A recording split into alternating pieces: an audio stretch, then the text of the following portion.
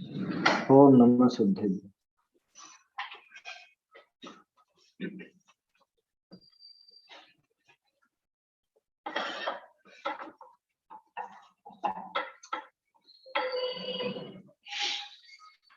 नमो देव अरहंत सिद्ध आचार्य उवझाय साधन को नित प्रति जजू ये मम हो सहाय। जिन वाणी माता नमो मन धर हर्ष अपार ता प्रसाद शिव सुख लहूं पाऊं निज पद सार। ये जिन प्रतिमा यथावत स्वरूप ग्रंथ पर अपनी चर्चा चल रही है और जिनेंद्र भगवान की प्रतिमा के साथ साथ ही बहुत सी बातें भी इसमें उठाई जा रही हैं कि किस तरह से मंदिर में हमको क्या काम करना, क्या नहीं करना, क्या विधि होना चाहिए, क्या नहीं होना चाहिए, ये सब बातें भी साथ के साथ ही लेते जा रहे हैं। अपना कल एक प्रश्न हुआ था इसमें, जो सामने वाले ने पूछा कि भाई आप कहते हो कि चौथे काल में कोई मुख्य पने करे अभिनय नहीं कर सकता था देवशास गुरु का। आपने ऐसा कहा कि चौथे काल में तो मुख्य रूप से जो राजा लोग हैं वो सब जिन धर्मी हुआ करते थे, तो उनके डर से, उनके भय से कोई ऐसी गड़बड़ नहीं कर पाता था। ये पंचम काल में चलती आ रही है गड़बड़।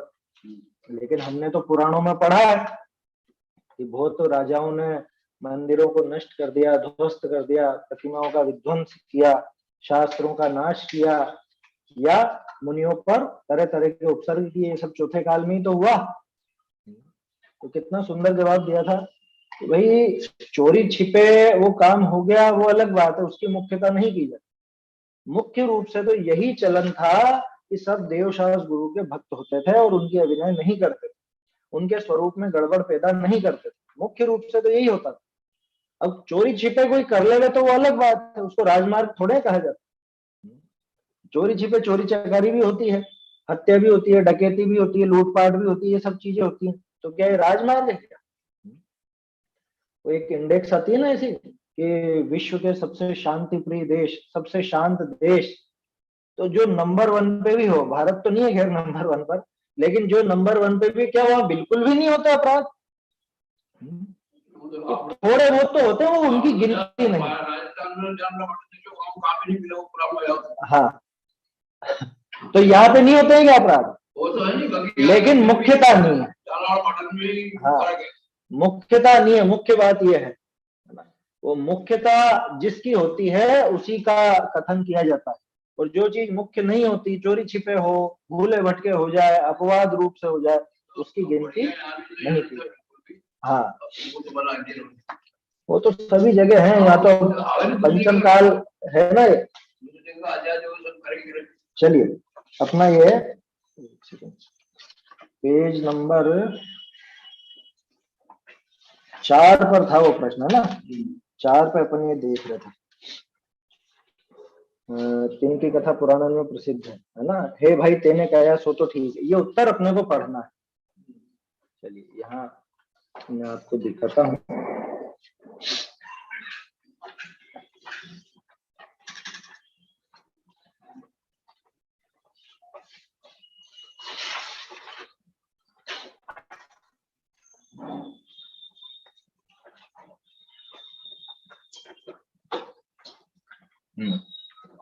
यहाँ नीचे,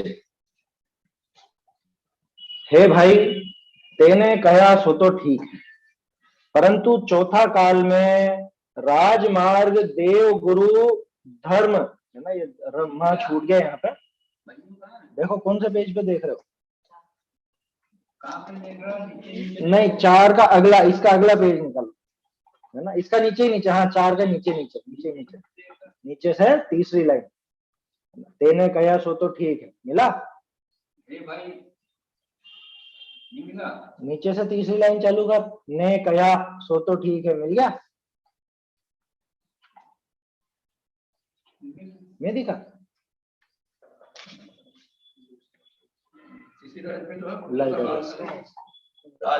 नहीं, उसमें नहीं है। 4 नंबर पेज पे ये एक ही तो है।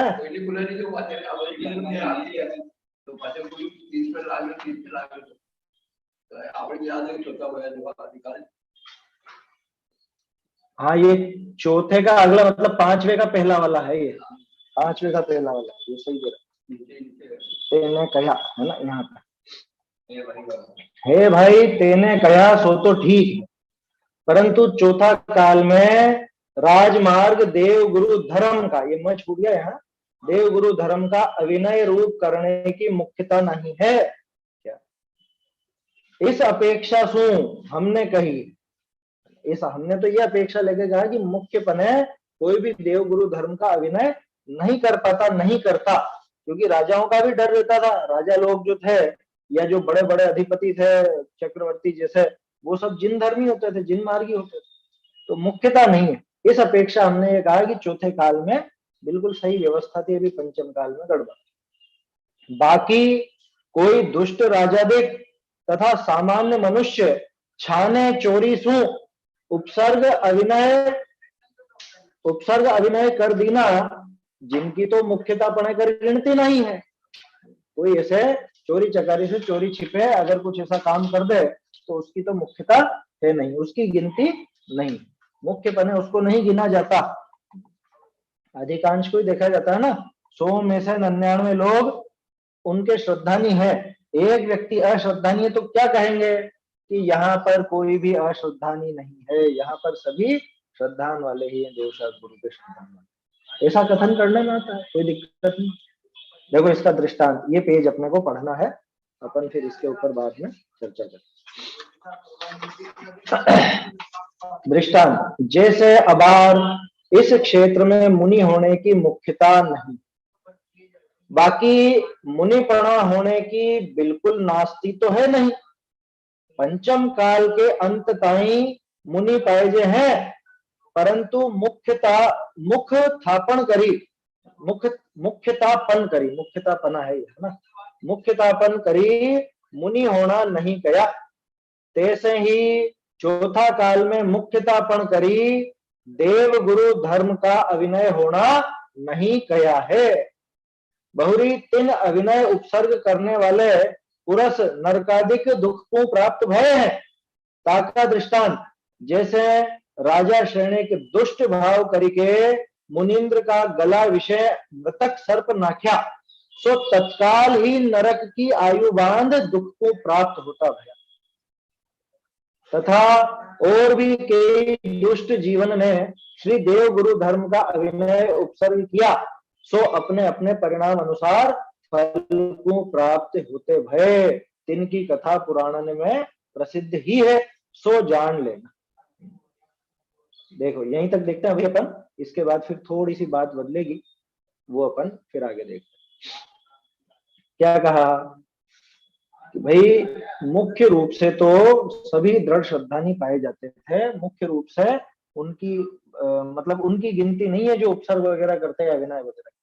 उदाहरण कितना सुंदर दिया, जैसे अभी हम देखते हैं, क्या देखते हैं, इस क्षेत्र में इस काल में दिगंबर जैन, सच्चे दिगंबर जैन मुनिराज मिलना मुश्किल है, कठिन है।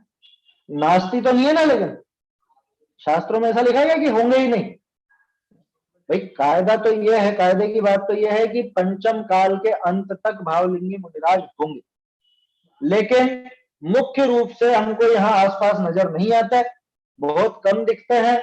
इस वजह से कह दिया जाता है कि पंचम काल में तो मुनिपना है, कह देते हैं, ऐसा कोई दिक्कत नहीं कहने में, उसका आशय समझना।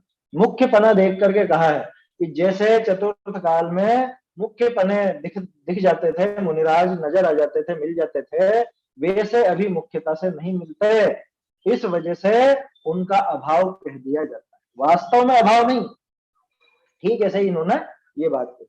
तैसे ही चौथे काल में मुख्यतापन करी देव गुरु धर्म का अभिनय होना नहीं गया, मुख्य रूप से तो अभिनय नहीं होता था, जैसे आज दिखाई देता है देवशास्त्र गुरु के संबंध में ऊट पटांग। अभिनय माने उनके संबंध में विपरीत बात फैलाना, वो भी अभिनय है ना, उनका स्वरूप बिगाड़ना, वो भी अभिनय है। अच्छा, और उनको मालूम नहीं है कि हम अभिनय कर रहे हैं, गजब की बात है क्या। 7 8 तो पढ़ रहे नहीं वो लिखे हुआ राम तो है। हाँ वहां पे तो उनको लग नहीं रहा ना, लेकिन बात यह है एक तो अभिनय ऐसा होता है कि साक्षात उसको भला बुरा कहना, गाली देना, गलत कहना, एक वो अभिनय होता है। दूसरा अभिनय इस तरह का होता है मुझे तो लग रहा है मैं भक्ति कर रहा हूँ, लेकिन हो वहां पे अभिनय रहा है। क्यों? क्योंकि उनका सही स्वरूप पहचाना नहीं, सही स्वरूप नहीं पहचाना तो उसमें फिर वो गड़बड़ कर। हाँ देखो, तो चौथे काल में मुख्यता करी देव गुरु धर्म का अभिनय होना नहीं गया है, ना अज्ञानता से और ना ही भला बुरा विचार कर, है ना। दोनों ही तरह का अभिनय वहां पे चौथे काल में नहीं होता। बहुरी 3 अभिनय उपसर्ग करने वाले पुरुष नरकाधिक दुख को प्राप्त हुए। जिन्होंने भी अभिनय किया उनको कैसी कैसी उनकी दशा हुई, ये सब कथाओं में है, पुराणों में है।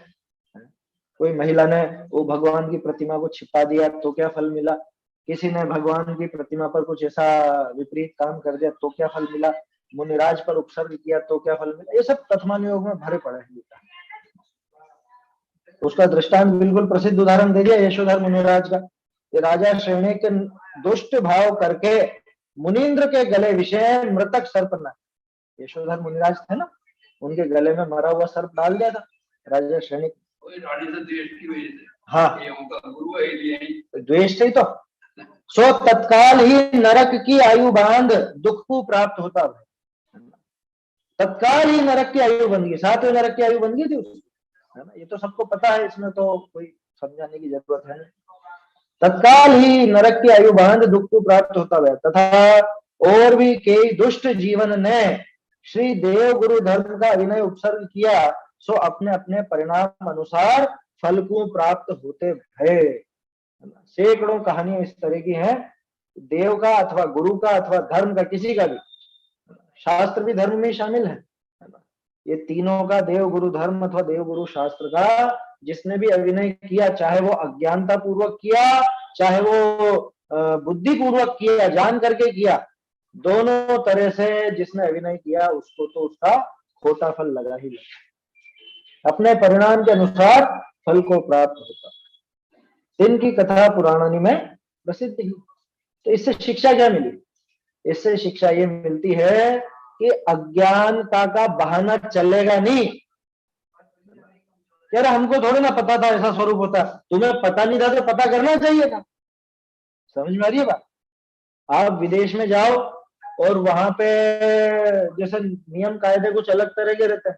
जैसे अपने यहाँ पे तो गाड़ी चलाते हैं कौन सा हाथ की तरफ? उल्टे हाथ की तरफ, लेफ्ट हैंड साइड चलते हैं ना, और विदेश में वहां राइट हैंड साइड। अब आप वहां पे उल्टे हाथ की तरफ गाड़ी चलाने लगो, अब फिर पुलिस पकड़ेगी, आप कहोगे नहीं मुझे मालूम ही नहीं था। कि तुम्हें मालूम नहीं था तो पहले मालूम करना चाहिए ना, फिर गाड़ी चलानी। समझ में आई बात?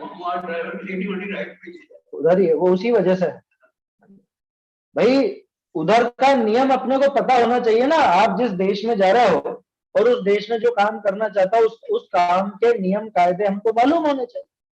ठीक ऐसे सच्चे देव गुरु शास्त्र, इनका क्या स्वरूप है ये जाने बिना और मैं हर कुछ करने लगूं, अभी तो अपने ही बहुत भोले जीव है ना, भगवान को ही कर्ता माने बैठे हैं और भगवान पे ही सब कुछ जो चाहे वो कर लेते हैं, अन्य मतियों का देख के वैसे ही काम करने लग जाते हैं।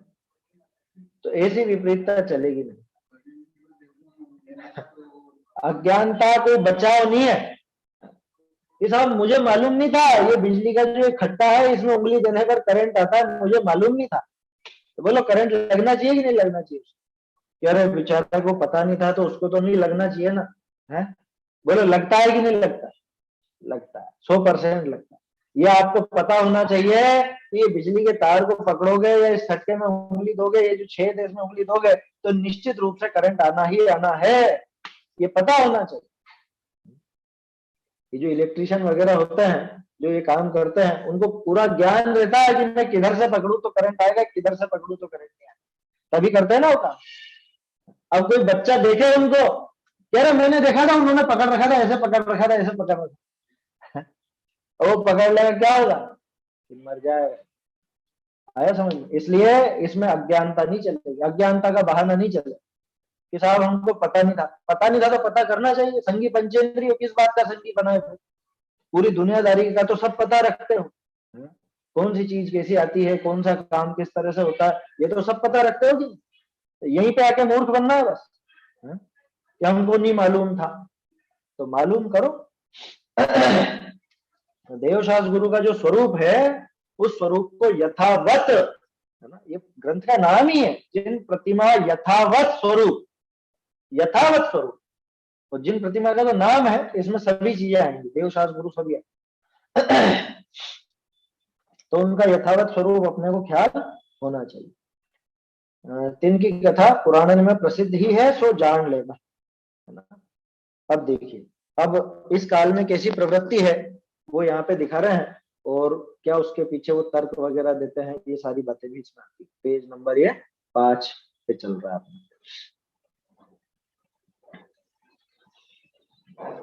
देखिए नीचे से तीसरी पंक्ति, है ना। सो जान लेना बहुरी, अब इस पंचम काल में भरत क्षेत्र विषय गुरा की तो विशेष प्रवृत्ति है नहीं, और देव की तथा धर्म की किछु एक प्रवृत्ति पाइजे है। तिनमें भी कई मिथ्या दृष्टि जीव काल का दोष करके विपर्जय प्रवृत्ति करते देखिए है। तिनको अब इस काल में रोकने को कोई समर्थ नहीं। कारण श्री धर्म की मर्यादा तो राजाधिकन सो चले है, सो राजाधिकन के तो अन्य मत का श्रद्धान हो गया। और जिन धर्म का श्रद्धानी राजा रहा नहीं, ताते जिन धर्म राजा बिना अब इस दुखम काल में मिथ्या दृष्टि को कल्पित युक्त करते देख, तथा श्री देव धर्म का अभिनय करते देख, कौन के तथा कौन दंड देवे। देखो हर एक आदमी जिनमत विषय मिथ्यात्व रूप झूठ है, हाँ रोके, कौन रोके तथा कौन दंड देवे। ठीक है, देखो हर एक आदमी जिनमत विषय मिथ्यात्व रूप झूठी प्रवृत्ति कर मेली, सो ग्रंथकर्ता कहे हैं ये काल का दोष है। कारण इस पंचम काल में और इस क्षेत्र में सूधी, है ना, सूधी धर्म की प्रवृत्ति किंचित ही पाई जाएगी, और कल्पित मिथ्यात्व रूप धर्म की प्रवृत्ति बहुलता पड़े पाई जाएगी। ऐसे श्री जिनेन्द्र देव की आज्ञा है। सो ज्ञानवान श्रद्धानी भव्य जीव है, सो ऐसी श्री भगवान की आज्ञा जान करी मिथ्या दृष्टि की प्रवृत्ति देखी करी उनसो मध्यस्थ रूप रहे हैं, विसंवाद नहीं करे।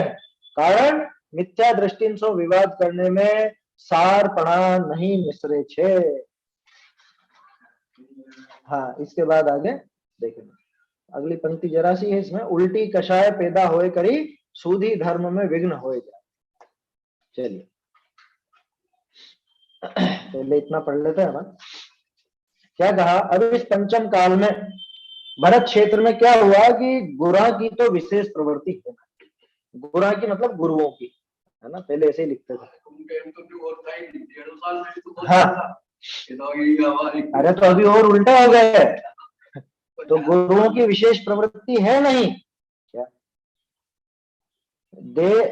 गुरुओं की तो विशेष प्रवृत्ति है नहीं, और देव की तथा धर्म की किछु एक प्रवृत्ति पाई जाए। ये क्या चक्कर है?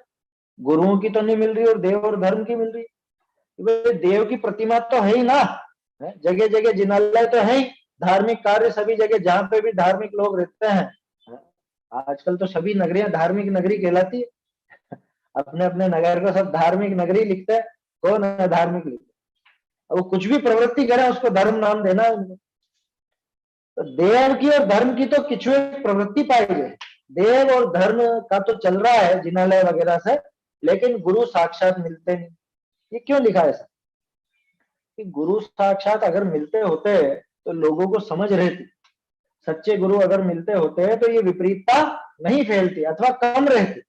लेकिन चक्कर क्या है, देव और धर्म, देव कुछ कहते नहीं है क्योंकि वो तो प्रतिमा रूप है, और क्या, ठीक है ना। और धर्म जो हम कर ले वही धर्म।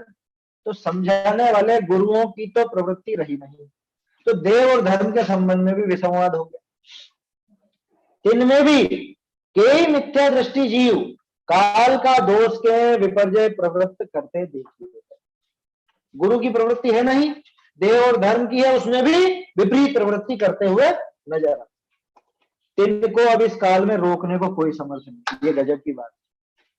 अपन यहाँ जो पढ़ रहे हैं ना, ये आपको क्या लगता है अपने पढ़ने से सुधार हो जाएगा? ये तो आप लोग सुन रहे हो तो आपको तो दृढ़ होगा है? लेकिन आप किसी और को समझाने जाओगे तो उल्टा आपके ऊपर ही दंड लागू होगा। समझ में आ रही है बात?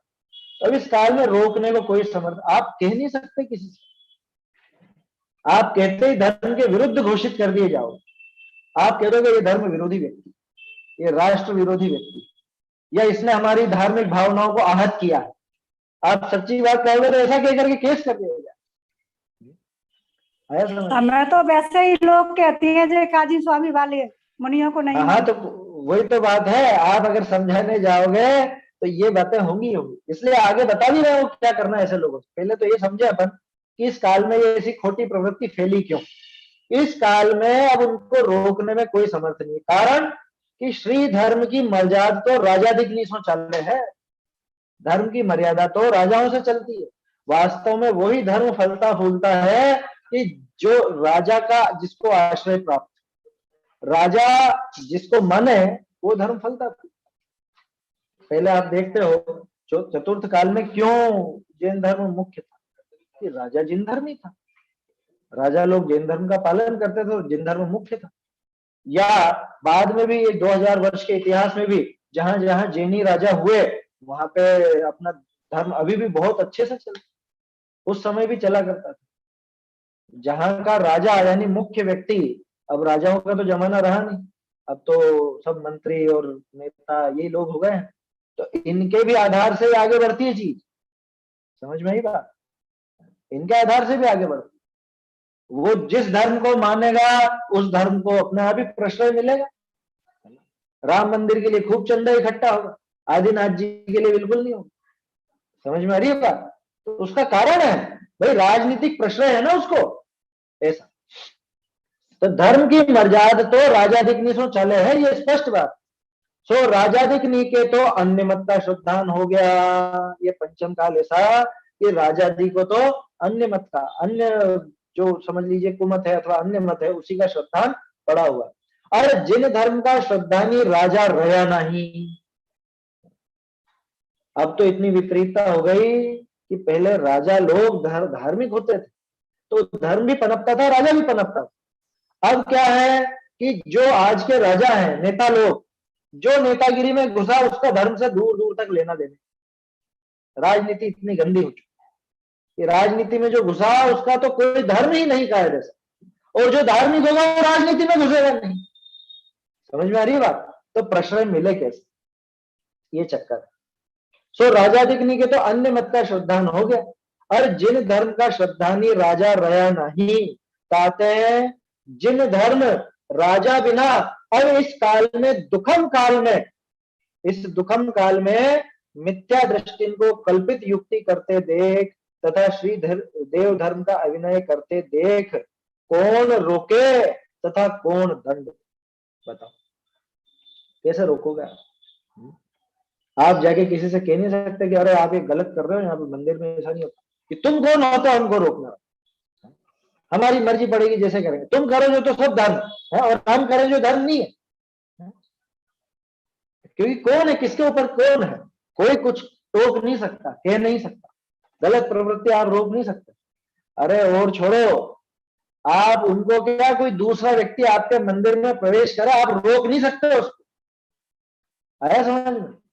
सरकारी नियम के अनुसार आप रोक नहीं सकते। हाँ, आपका व्यक्तिगत हो, आपके घर में बना हो तो अलग बात है। लेकिन अगर सामाजिक मंदिर है, सामाजिक जिनालय है, तो आप किसी को भी आने से नहीं रोक सकते। आपने तो जैन कानून अलग था, आपने बिल्कुल तो नहीं जा। अब लेकिन नहीं है वो सब चीजें, आप मना नहीं कर सकते। ये यहाँ पे इन्होंने वो एक अलग से वो लगा लिया ना पत्थर शांतिनाथ जी के मंदिर में, तेजादशमी पर अब आते हैं, रोक के बताओ तो। मैं भी तो कोई तो ये निपटा था नहीं, हाँ तो ये सेठा का था, और सेठा वाला ने तेजा जी रखा दिया है, तेजा जी को जाता है। तो कहने का अर्थ ये है कि वो विपरीतता करते हुए आप देख करके दुखी हो जाओगे, लेकिन आप उसको रोक, कारण कि राजाओं का प्रश्रय नहीं है ना, राजा धार्मिक नहीं है तो धर्म आगे मतलब कैसे उसमें सुधार हो या कैसे वो एक नियम कायदा चले। सभी अपने अपने मन के राजा हैं, मुझे जो मन पड़ेगा वो मैं करूंगा, आपको नहीं जमता आप मत करो, मैं तो इसी तरह से करूंगा। कैसे रोको?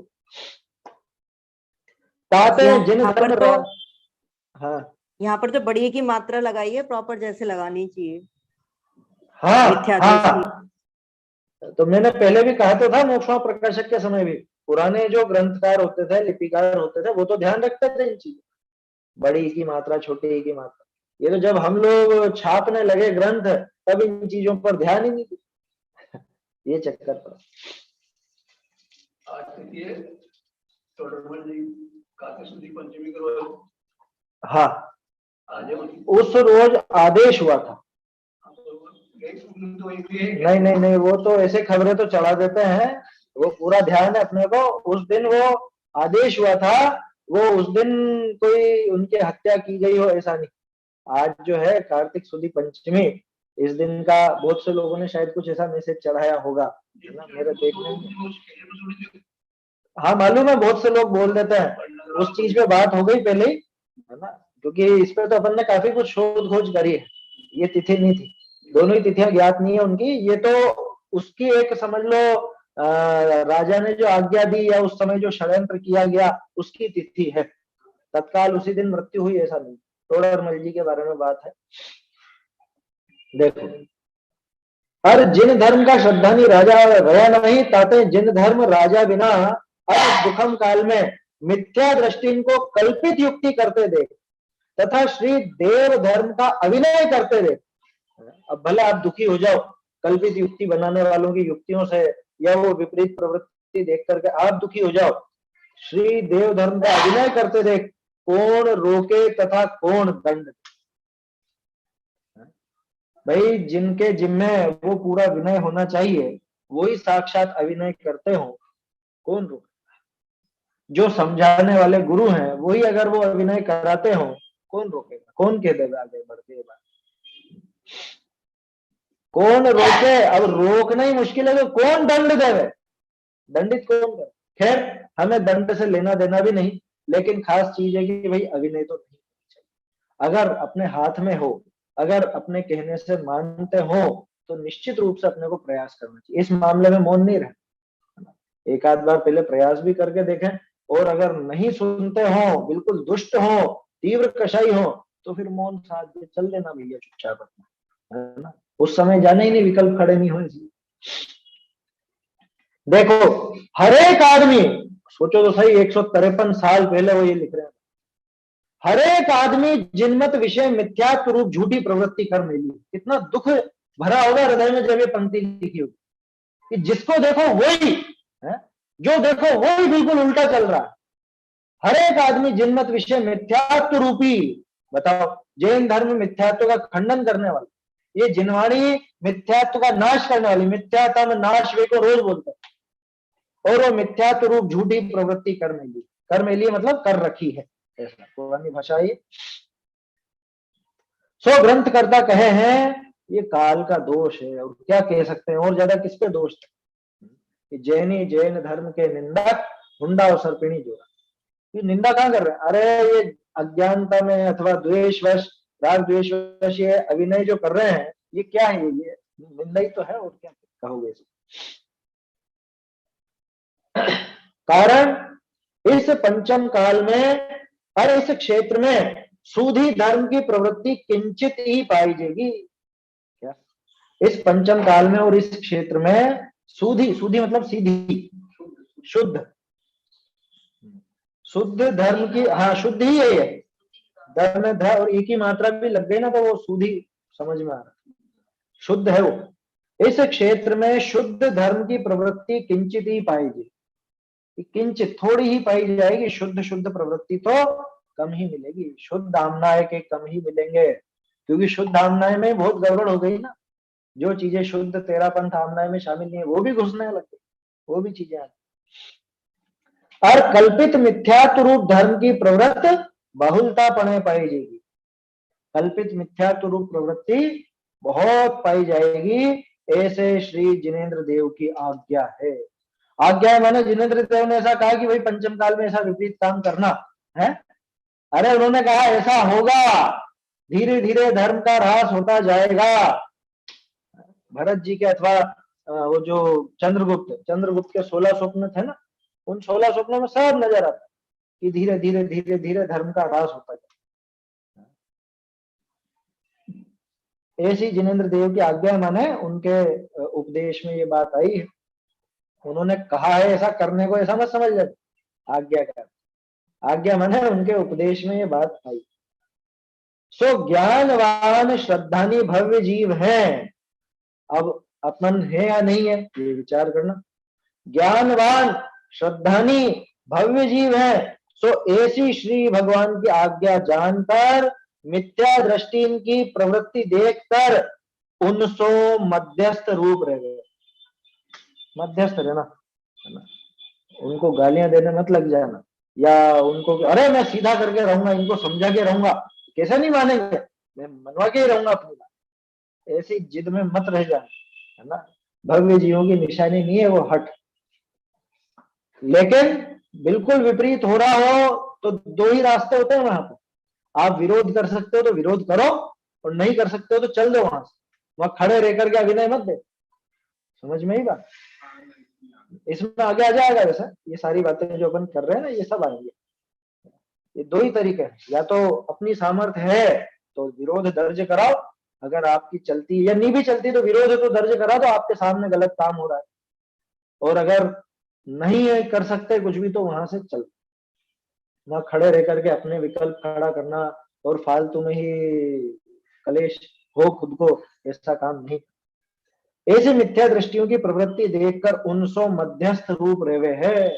मध्यस्थ रहना, मध्यस्थ माना उनके प्रति न तो द्वेष न राग। राग तो खैर होगा ही नहीं, राग क्यों होगा, लेकिन द्वेष भी नहीं करना। ऐसे जीवों के प्रति मध्यस्थ भाव रखना कि ठीक है अब क्या करो, इनकी अभी बुद्धि ऐसी है उल्टी, जब सुधरेंगे तब सुधरेंगे, नहीं सुधरेंगे तो नहीं सुधरेंगे, अपन क्या कर सकते। उनके मंडल में नहीं रहना, हाँ ये भी बात है, उनके ट्रस्ट में नहीं रहना। ऐसे ट्रस्ट में, ऐसे मंडल में, ऐसे समूह में बिल्कुल अपने को अगर बिल्कुल विपरीत दिखता है तो छोड़ देना तत्काल।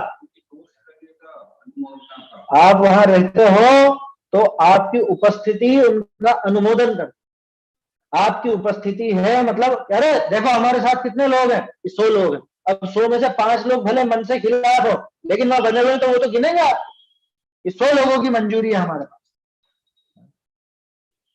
5 अगर विरुद्ध है तो बिल्कुल विरोध दर्ज करें, अलग हो जाए, तो 100 तो नहीं कहलाएंगे। समझ में ही बात।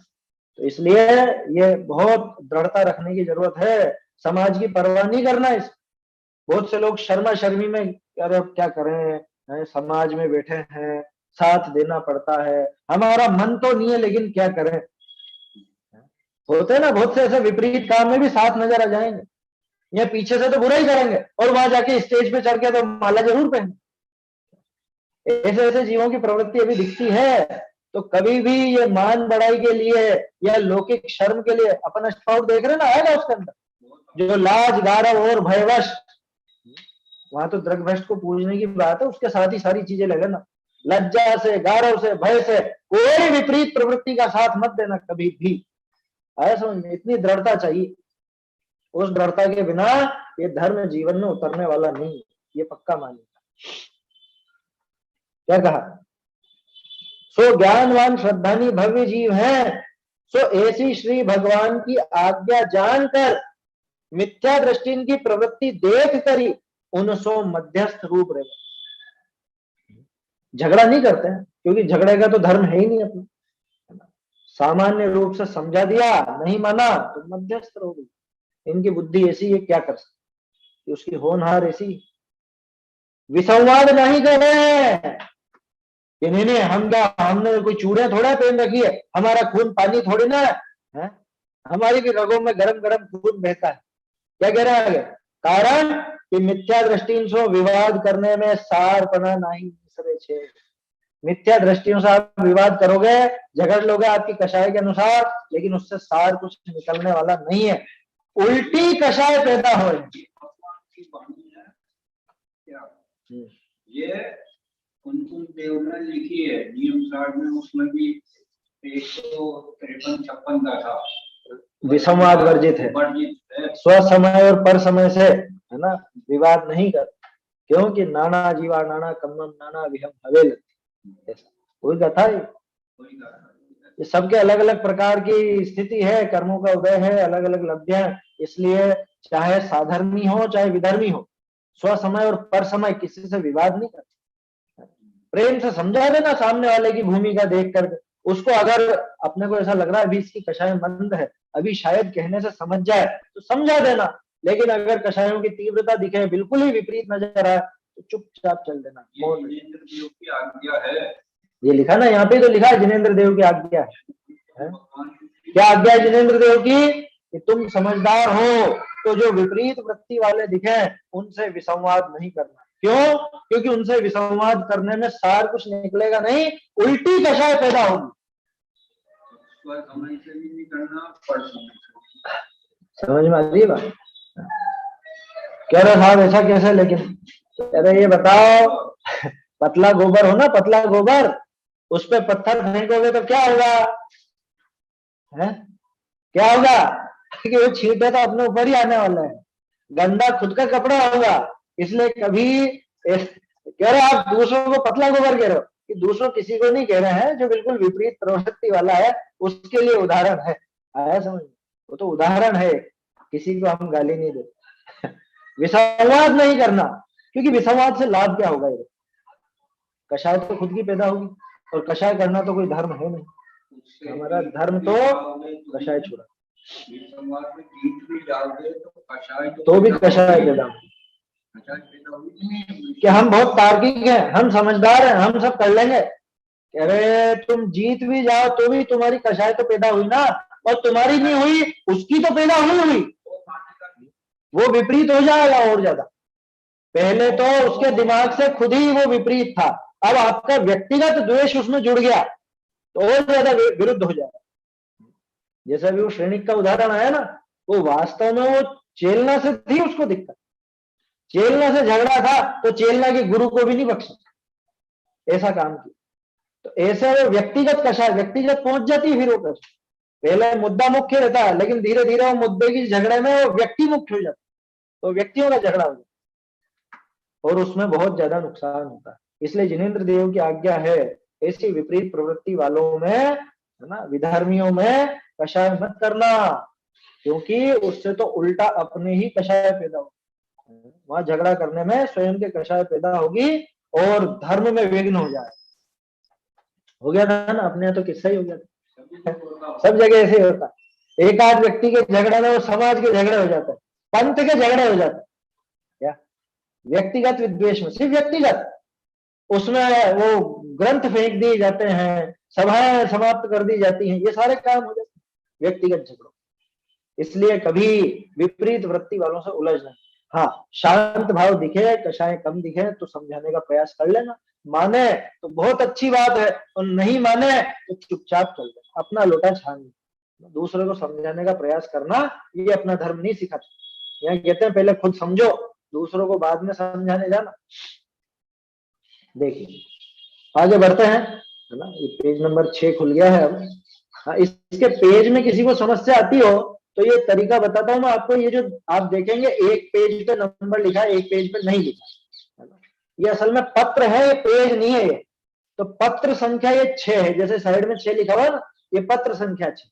अब इसका जो पहला हिस्सा होता है उस पर कभी नंबर नहीं लिखा जाता, अगले हिस्से पर यानी जहां पे समाप्त हो रहा है वहां पर ये नंबर लिखा जाता है।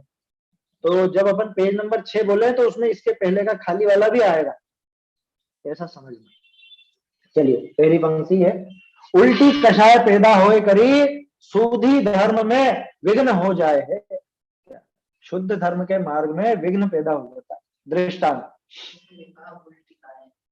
जैसे कोई बावला पुरुष अपने दुग्ध करी कोयला को धोए करी उजला काढ़ा चाहे। तो कोयला का तो कुछ बिगाड़ हो नहीं, कारण उजला करे नहीं, उल्टा अपना दुग्ध का ही बिगाड़ होए है। ताते ज्ञानवान ऐसे जानकर मिथ्या दृष्टि सो वाद विसंवाद नहीं करे, कारण कि मिथ्या दृष्टि ऊपरे पंचम काल रूपी राजा का बड़ा सहायपना है। इस वास्ते इस काल में मिथ्या दृष्टि की बदवारी ज्यादा है। सो ऐसी जानकर जे सरधानी जीव है सो वाद विवाद रहित मध्यस्थ होए करे, होए रहे आना चाहिए था, है होए करें, कोई बात नहीं। आपके घट में आपके सरदान को सदैव निर्मल रखें। बहुरी अब इस आरज खंड में कितराक शुभ देशन विषय, ये खैर अब अगली बात आ रही है, तो कहीं कहीं पर अच्छी जगह चल रही है, आगे देखेंगे इसको। पहले यहां से देखते हैं ना, उल्टी कषाय ही पैदा होती है, इसलिए ऐसा काम नहीं करना। दृष्टांत कितना सुंदर दिया। कोई बावला व्यक्ति हो, मैं दूध को गोरा कर दूंगा बिल्कुल, दूध को क्या, कोयले को दूध से मिला के एकदम गोरा कर दूंगा, ये काला है ना कोयला, कौवे को भी सफेद कर दूंगा, ये वाली बात। कौवे को, भैंस को खूब मिलाए लक्ष्य से रगड़ करके कितनी गोरी हो जाएगी। या जो सौंदर्य प्रसाधन आते हैं, क्रीम पाउडर आते हैं, कितना चोपड़े उसके, जो गोरी हो जाएगी। तो क्या होगा कि तेरे दूध का ही नुकसान होगा। इस कोयले को तो दूध से धोएगा, कोयले का तो कुछ भी नहीं बिगड़ेगा, लेकिन दूध जरूर बिगड़ेगा। समझ में आ रही है बात? ये वो उजला होने वाला नहीं है, अपना दूध का ही बिगाड़ होता। ताते ज्ञानवान ऐसे जानकर, जो समझदार व्यक्ति है वो ऐसा जान करके, कैसा, अरे ये तो महाढीठ है, इन पर असर होने वाला नहीं है, ये धर्म की पद्धति अपनाने वाले नहीं है, ये इसी तरह से विपरीत चलते हैं, सो ये चलेंगे, ऐसा जानकर मिथ्या दृष्टि सो वाद विसंवाद नहीं करे। यहाँ मिथ्या दृष्टि और सम्यक दृष्टि कौन सा वाला लेना? यहाँ पे बिल्कुल एकदम नॉर्मल बात ये है कि जिसको देवशास्त्र गुरु का सच्चा स्वरूप मालूम नहीं हो उसको यहाँ मिथ्या दृष्टि है ना, और जिसको देवशास्त्र गुरु का बिल्कुल सच्चा स्वरूप ख्याल में है वो सम्यक दृष्टि। यहाँ पे इतना ही लेना बस, अभी इससे ज्यादा मत लेना, क्योंकि बेसिक श्रद्धान की बात है ना, मूलभूत जो श्रद्धान चाहिए सम्यक दर्शन के लिए, उसकी बात।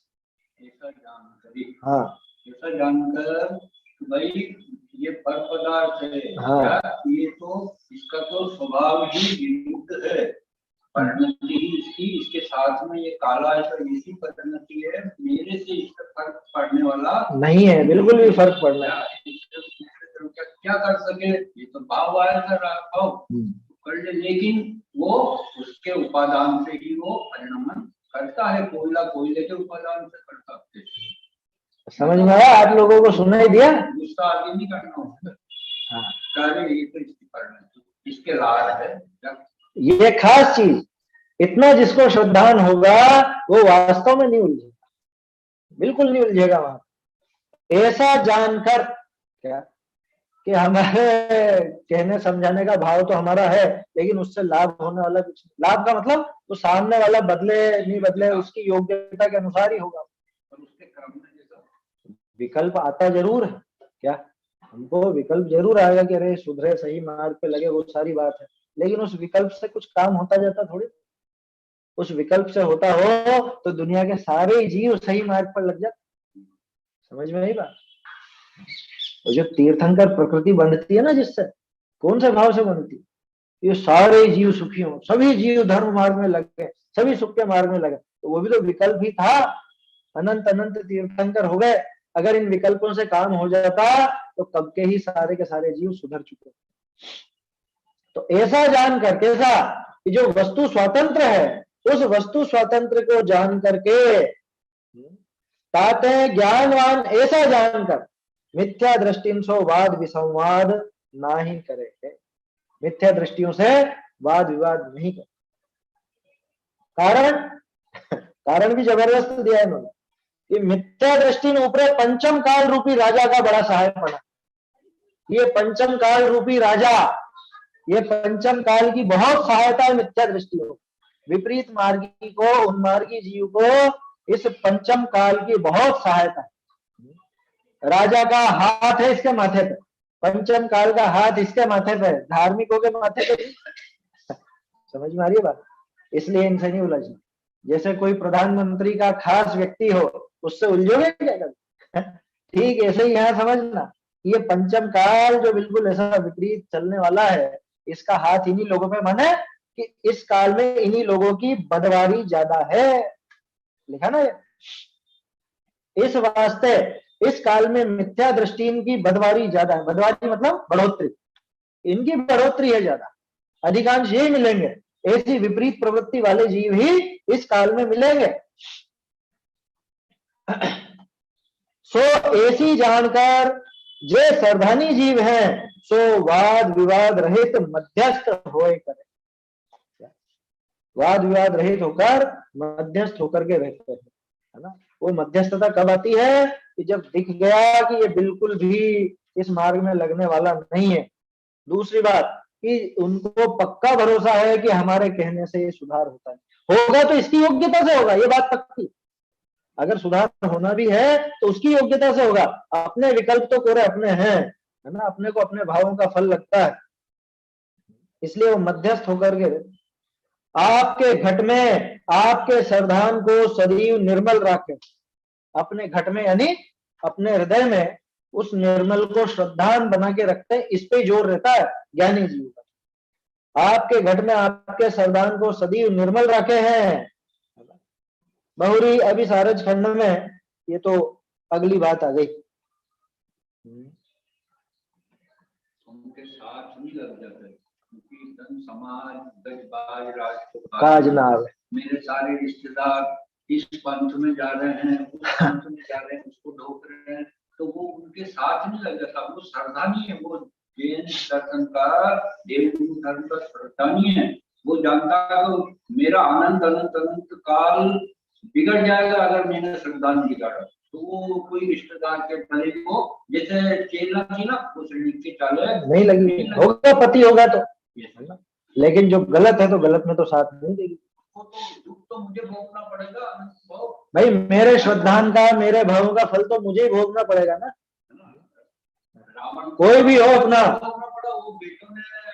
पत्नी ने नहीं भोगा, न बेटों ने भोगा, रावण का भी है। ऐसे मध्यस्थ होकर के रहते हैं, आया समझ में? मध्यस्थ होकर रहते हैं का अर्थ समझ लेना कि साहब हम तो कुछ नहीं बोलते हैं, जरूर हम संस्था में, लेकिन हम तो कुछ नहीं। ये नहीं होता मध्यस्थ बना। स्टेज पे जाओगे, जब तो चल जाओगे तुम स्टेज पे बुलाया जाएगा, और यहाँ गलत काम हो रहा है तो विरोध नहीं करोगे, विरोध दर्ज नहीं करोगे। अगर सामर्थ्य है तो आप विरोध दर्ज करो, सामर्थ्य नहीं है और नहीं मानते हैं, विपरीत चलते हैं, तो आप बिल्कुल अलग हो जाओ, बिल्कुल परवर। ये लिखा ना, आपके सावधान को सदैव निर्मल रखे हैं। आया समझ में? कैसे रहेगा वो निर्मल, ये बताओ। मीठा मीठा तो चाहिए इसको, और जहां पे कड़वा हो वहां पे क्या, अरे हम तो नहीं बोला, हट जाओ वहां से। नहीं बोलना तो तेरा तब बनता है जब तेरा बिल्कुल भी उसमें हस्तक्षेप नहीं। आया समझ? अरे जब वो पुत्र वो विपरीत चलने लग जाए ना, तो पिता उससे बिल्कुल मना कर देता है कि नहीं, अब इससे हमारा संबंध नहीं, अखबार में निकाल देता है, आज से हमारा इससे लेना देना नहीं है। कोई भी इससे व्यापार करे तो उसकी जिम्मेदारी होगी, हम कोई लेनदार देनदार नहीं होंगे इसके काम। समझ में आ रही है बात? मन में निकले, यहाँ मन में करे, है ना, जाहिर भले करे नहीं करे, लेकिन साथ तो बिल्कुल नहीं रहेगा। अगर कुछ विपरीतता ऐसी दिखती है तो ऐसा समाज, ऐसा मंडल, ऐसा समूह, ऐसी संस्था उससे बिल्कुल अलग हो जाएगा। विपरीतता दिखने पर बिल्कुल अलग। भाई देव शास्त्र गुरु के संबंध में अगर विपरीतता है तो हमारा श्रद्धान बिगड़ता है, उनका फल तो उनको उनके भावों का फल लगेगा, लेकिन मेरे भाव भी यहाँ पे बिगड़े तो उनका फल तो मुझे ही भोगना है। उस विपरीतता के अनुमोदन का फल तो मुझे ही लगेगा ना, इसलिए उससे बिल्कुल मध्यस्थ होकर के हट जाए। चेलना का उदाहरण हमेशा याद रखना चाहिए अपने। हाँ बिल्कुल साथ नहीं दिया, अरे विभीषण ने रावण का साथ नहीं दिया, उसमें क्या। इस तरह से ये विचार करके रखना चाहिए। अभी आगे जो कहीं कहीं पर थोड़ी बहुत धर्म की प्रवृत्ति चलती है ना, शुद्ध हमनाय की प्रवृत्ति चलती है, उसका वर्णन ये करेंगे, उसको अपन कल देखेंगे, है ना, पेज नंबर 6 से कल देखेंगे। मेरे पास एक प्रश्न आया था, हालांकि हाँ, मैं तो बोलिए। प्रक्षाल को रजकण साफ करने का ही माध्यम समझती हूँ, पर उनका यूं कहना है कि हम जो 3 परमेष्ठी हैं, आचार्य, उपाध्याय, हाँ। साधु, उनको है ना पाद प्रक्षालन भी करते हैं, भोजन भी देते हैं, ठीक है। और जो है ना अरहंत और सिद्ध है, वो तो परम वीतरागी है ना, तो उनको हाँ। हम टच तो नहीं करेंगे, पर उनके पाद प्रक्षालन करें तो उसमें क्या दोष है? उनका पाद प्रक्षालन कैसे होगा? तो ऊपर से जैसे मुनिराजों को पाद प्रक्षालन करते हैं ना, ऐसे करके तो लोटे से मुनिराज पानी तो डाल देते हैं। साक्षात यहाँ पर चल करके आ रहे हैं, मुनिराज के पैरों में कुछ धूल होगी, गंदगी होगी, इसलिए किया जाता, सफाई के लिए किया जाता। अरहंत के और सिद्ध के उनका कैसे क्या करो, वो तो कहीं पे चल फिर करके आ नहीं रहे हैं, उनके पाद प्रक्षालन का औचित्य क्या है? मुनिराज के तो स्त्री भी नहीं करती, आया समझ? स्त्रियों की तो बात नहीं है, खैर मेरे ख्याल से तो पुरुष की बात कह रहे होंगे आप, लेकिन जैसे मुनिराज का तो साक्षात प्रयोजन दिख रहा है, वो तो सड़क पर चलते हैं, धूल मिट्टी वगैरह सब लगती है, तो वो उसका प्रयोजन है उनके पाद प्रक्षालन। महिलाएं भी तो करती हैं पाद प्रक्षालन? क्या? महिलाएं भी पाद प्रक्षालन करती हैं? नहीं नहीं नहीं नहीं, महिलाएं पाद प्रक्षालन नहीं करेंगी। मुनिराज तो 7 हाथ दूर रहते हैं, पाद प्रक्षालन कैसे करेंगे? तो फिर आहार भी नहीं देना चाहिए ना एक हिसाब से, तो कि बनाए उनके पति वगैरह। साथ में पुरुष होते हैं, साथ में पुरुष होते हैं।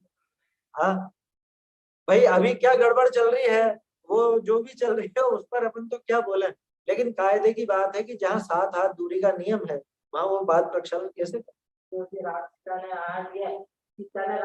राम जी को दिया, फिर राम जी ने उनको दिया, इस तरह से। कभी भी जो पुराने प्रसंग आप देखेंगे तो उसमें साथ में कोई राजा, कोई पुरुष, कोई ना कोई साथ में होता है, अथवा आहार के लिए जो भी विधि है उस विधि से ही वो आहार होता है, दूर से। छात्र हमेशा रहते ही रहते हैं। हाँ, साथ में रहते ही रहते, तो वो बात तो पाद प्रक्षालन वाली तो बनेगी ही नहीं, कैसे भी नहीं बनेगी। आहार की फिर भी भले कोई कोई उसमें कुछ तर्क ऐसा निकल के आ जाए, लेकिन पाद प्रक्षालन का तो बिल्कुल है भी नहीं, आहार का भी नहीं है, साथ में रहते हैं। निकल जाता। हाँ उसको दोबारा फिर मैं ना के जाना पड़ेगा।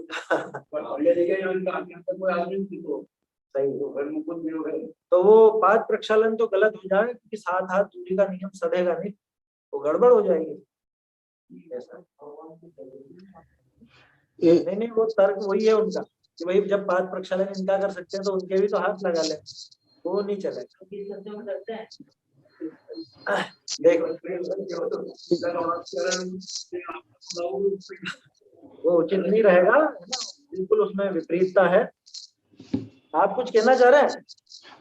ग्रंथ एक तो इंदौर से ये पीडीएफ आई है, कल एक तो आया झालावाड़ से, ये वाली जो अपन देख रहे हैं झालरापाटन वाली है। हाँ वो अभी डाउनलोड कर लीजिए, क्या कल आया था वो? हाँ, वो कर लीजिए, उसी से पढ़ रहे हैं। ये अभी जो स्क्रीन पर मैं दिखा रहा था वो उसी का दिखा रहा, झालरापाटन वाली। इंदौर वाली प्रति में क्या थोड़ी अशुद्धियां ज्यादा है, बहुत शब्दावली जैसे कसाई की जगह काई लिख दिया उसमें। हाँ, वो उसमें है, थोड़ी गड़बड़ियां हैं, तो वो तो सब अर्थ ही बदल गया दिखाई दी, क्योंकि उसकी लिपि अभी नई जैसी है, इसलिए थोड़ा पढ़ने में सुविधा रहती है। और ये झालरापाटन वाली थोड़ी शुद्ध ज्यादा है ना, मूल तो कोई सी भी नहीं है इनमें से, लेकिन फिर भी इसमें शुद्धि ज्यादा है। वो वाली से देखें, ठीक है, चलिए। निज निधि निज में बता